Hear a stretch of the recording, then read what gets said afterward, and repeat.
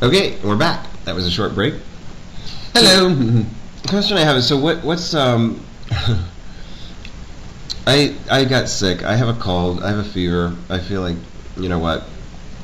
What's the best remedy for that?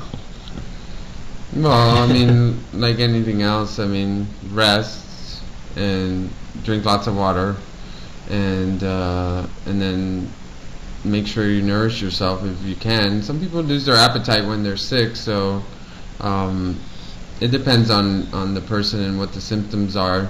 I'm not completely against medicine or anything like that. So when I do feel sick, I might take some histamine or decongestants or whatever. So do whatever you have to do to make yourself feel better. What's important to me when I get sick is that I want to know where my body is when I'm sick. So I want to be able to feel some of those symptoms to be able to gauge where I'm at in the illness. Is it getting better? Is it getting worse? And what happens is that people take all kinds of medicines and they mask the symptoms, and then they continue on doing the normal routine.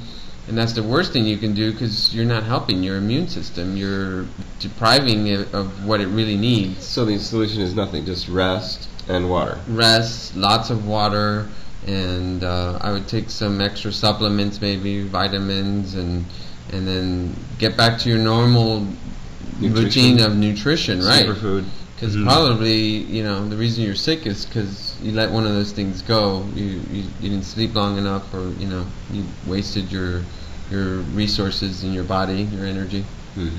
Not enough superfood. Yeah. And you have to love yourself enough to continue to make the right choices for your body, really.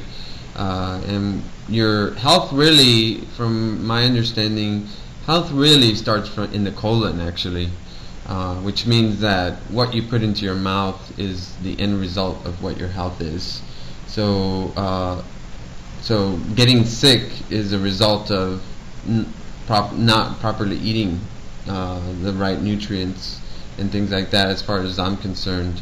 I mean, I get sick, don't get me wrong, I'm not perfect, because I do let go of some of these rigid rules of engagement, I guess, that I use, but and everyone does. So it's just every day you got to wake up and know what the right thing to do. Okay, so rest, water, nutrition, same as the rest of your life, basically. Yeah. Everyone loves the chicken noodle soup, and I think those things just are comforting more than anything, and they do have nutrients. But in general, when you cook food, it loses at least 50% of the nutrients that are there. I think the thing that usually when I get sick, I don't get sick that often, but when I do, it's usually always because I stayed up too late working on the computer, doing something, didn't go to sleep till 3 or 4 a.m., then I wake up at 7 a.m. I always wake up at 7 a.m. with the sun. So if I am up till 3 or 4 a.m., especially if it's 2 or 3 or more nights in a row, and I'm getting only 3 or 4 hours sleep, that's what does it. And you skip my immune. A lot of meals. I mean, yeah, and you're not eating the right foods. It can spiral out of control very easily, and that's usually what happens with me when I get sick. I go on these sugar cravings and sugar binges, which for me, that's my downfall, and so I kind of have to counterbalance that by eating certain types of foods that take away those cravings and wantings. And for me, I think some of it is stress. When I get stressed, I crave sugar a lot. So that's some of the issues that I'm working on. So in upcoming shows on Tuesdays, we're gonna line up some really exciting guests who will talk about fitness and nutrition. A lot of people from the raw food movement and anything that's related to health, diabetes, the epidemic of obesity, and all sorts of things like that. So we're going to have some really cool, exciting guests lined up for next week and weeks after that. So we hope that you definitely stick with us, tune in. It's going to be fun. So what else? Did you have anything else to say about? Well, I wanted to maybe talk a little about fitness, the dreaded fitness routines and things that we should be doing on a daily basis and how to go about it. And one of the things that I always tell people is that if you're not into working out, then at the very least you should be stretching every day, doing some kind of motion or activity where your blood circulates. You know, when you sit in front of a computer all day and you don't, like I'm always telling Bruce, you have to get up after an hour or two of being on the computer. You have to stretch and do something because your body needs to circulate the toxins out. And so I think that, you know, we can talk a little bit about fitness and some of those aspects of how to go about it.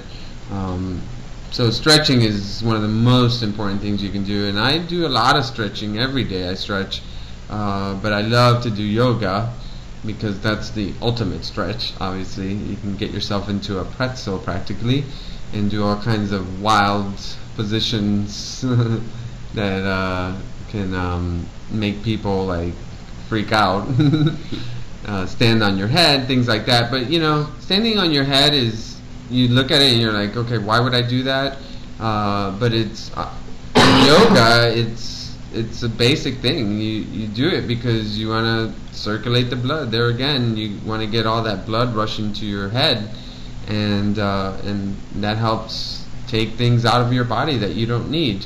And so if you're not doing anything at all, at the very least, if you don't want to get out of your computer, you should be doing stretches for your neck.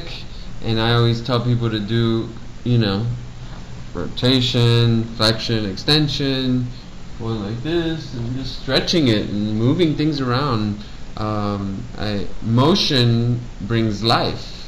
Stagnation brings death. That's the bottom line. That's what my trainer always said. It's all about movement. Movement is life. Movement is the key to life. Absolutely. Where can somebody find the best, you know, just ordinary stretching exercises they should do every day? God, with being online, you have the world of knowledge.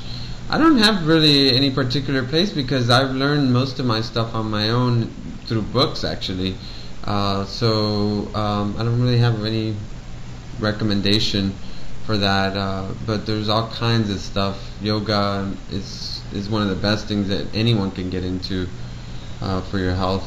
I practice, or I also get like acupuncture, which is kind of like you know, reestablishing your chi, like they call it, which is your energy flow, because sometimes even that gets clogged up and your body doesn't work right.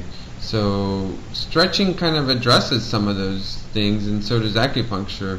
And it's a holistic approach to health, and it helps me immensely. And sometimes a deep massage is great, but acupuncture is like getting a deep massage, but without all the deepness of it and pain of it after. But I know some people can't take the needles. That's the biggest thing that people have to fear. But for some reason, for me, I don't feel them at all. It's like I just love laying there, and I love the way I feel after and beyond. It's not a palliative thing. It's a long-lasting effect that you get from yoga. I mean, from acupuncture. So it's a great modality. All right. Thanks for joining us today. Tuesday, yeah, we're gonna March 10th. We're gonna finish our segment now, and thanks for joining us. We're gonna have some great stuff to talk about in the coming weeks. Join us tomorrow for Wednesday is love. It's love, sex, dating, relationships, all that. It should be fun. We're gonna line up some great guests, so it's gonna get more and more fun every day. Yes. So stick with us, and we'll see you tomorrow. All right. Take care. Bye-bye. Bye.